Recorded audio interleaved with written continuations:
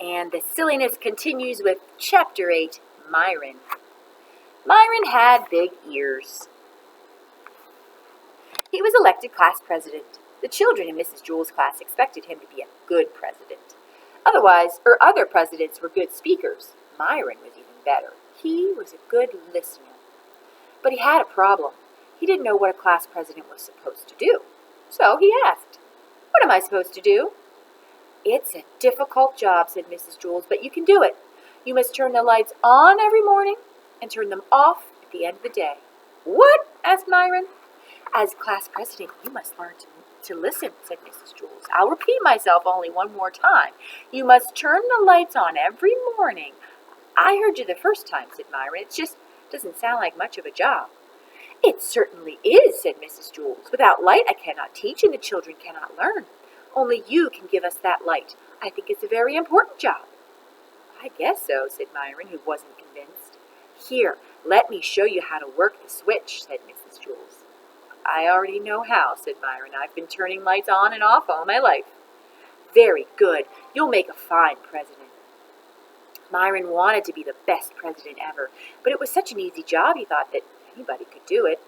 When school lit out that day, Myron stayed behind. He turned out the lights by flicking the switch down. "Excellent," said Mrs. Jewell.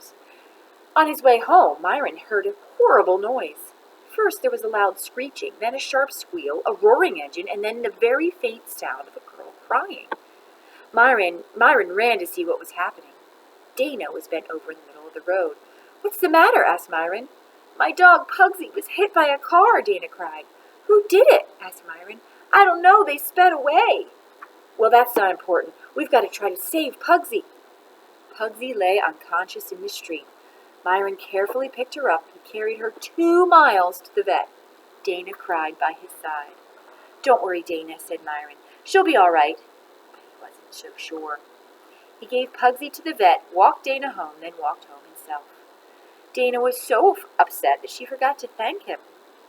Myron didn't mind. He thought that was what being a good class president was all about. The next morning, before he went to school, Myron went to Dana's house. Pugsy was there. She seemed all right. Dana petted her, and Pugsy licked her face.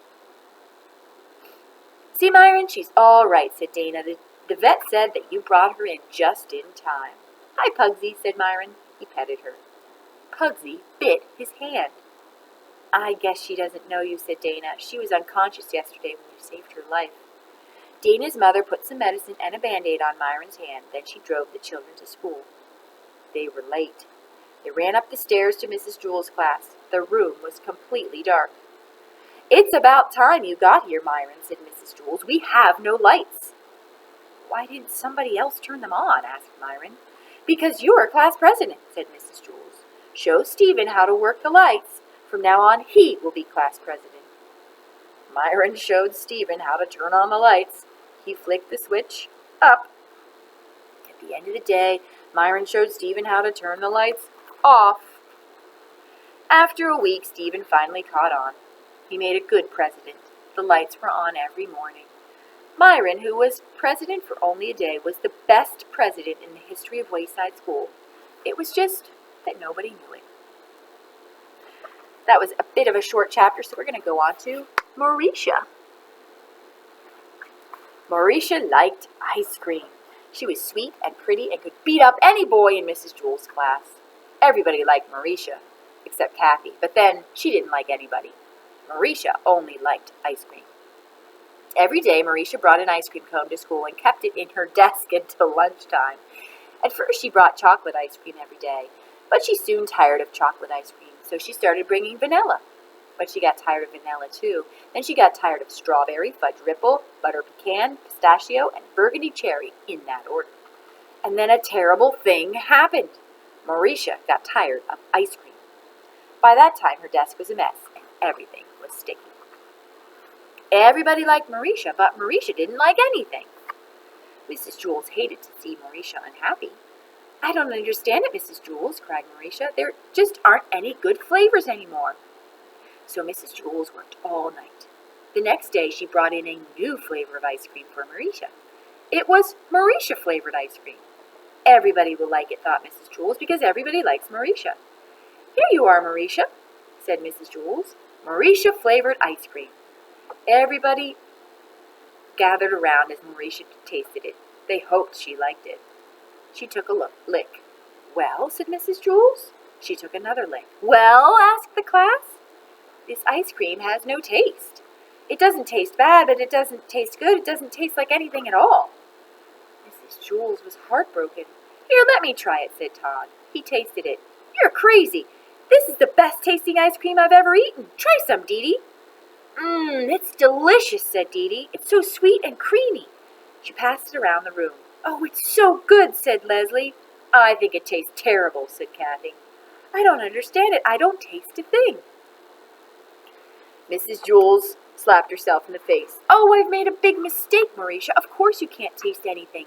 It's Marisha-flavored ice cream. It's the same taste you always taste when you're not tasting anything at all. So the next day, Mrs. Jewls brought in Joe-flavored ice cream. Marisha liked it. So did everybody else. Joe thought it had no taste. The following day, Mrs. Jewls brought in Ron-flavored ice cream. Ron thought it had no taste, but everybody else loved it. Everybody loved Marisha. Marisha only liked Joe and Ron. By the end of the month, Mrs. Jewls had brought in 27 new flavors of ice cream, one for each member of the class. Everybody liked Marisha, and Marisha liked everybody. They all tasted so good. All except Kathy, that is. Kathy's flavored ice cream tasted a little bit like old bologna. Everyone still agreed that Marisha-flavored ice cream was the best, except Marisha. She liked Todd ice cream the best. This turned out to be a problem. Every once in a while, Marisha would try to take a bite out of Todd's arm in order to get that very special flavor. What do you think your flavored ice cream would taste like?